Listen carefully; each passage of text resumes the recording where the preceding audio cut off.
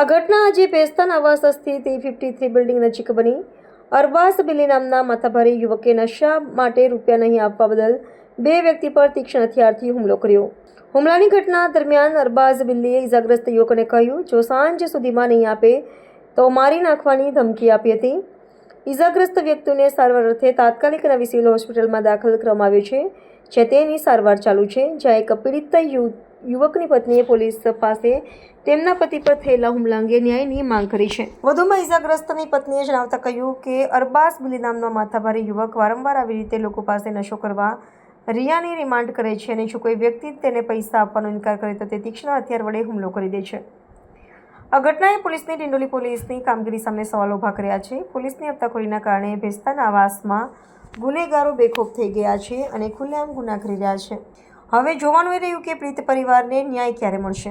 મારું નામ છે જાસ્મીન શેખ। મારા વર પર છે ને હુમલો કરવામાં આવ્યો છે।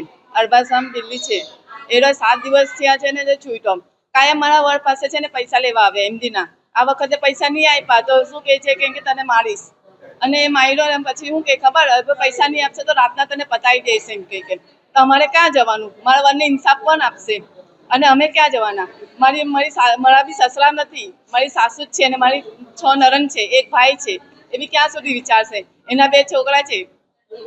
સુરતની કઈ જગ્યા પર? ભેસ્તાન આવાસમાં E53। કેટલા વાગે ઘટના? આ છે 1:30 ના વચ્ચે। મારો હસબન્ડ ગયેલો હતો નમાઝ પઢવા। નમાઝ પઢીને આવ્યો, હીરો નશામાં હતો તો પછી એમ કે બાવા પૈસા આપો નહીં તો પેલા બાવાએ કીધું કે હમણાં મેં નમાઝ પઢીને આવ્યો એમ કે મારી પાસે પૈસા નથી तो इनके के कहीं नहीं, मेरे को चाहिए तो चाहिए बोले, नहीं तो मैं बोले मारूंगा। तो उसने मारा।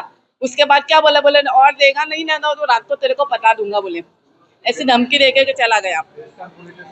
हाँ, कंप्लेन भी करी અને વિડીયો પણ વાયરલ કર્યો છે સર। અમે અમે તો એ ચાહીએ કે એ ભેસ્તાનમાં જોવે નહીં, બિલ્લી નામનો અમને જોવે જ નહીં, કેમ કે આજે અમારી પર થયો, કાલે બીજા પર થશે। અમે પહેલી જાત ક્યાં જવાના?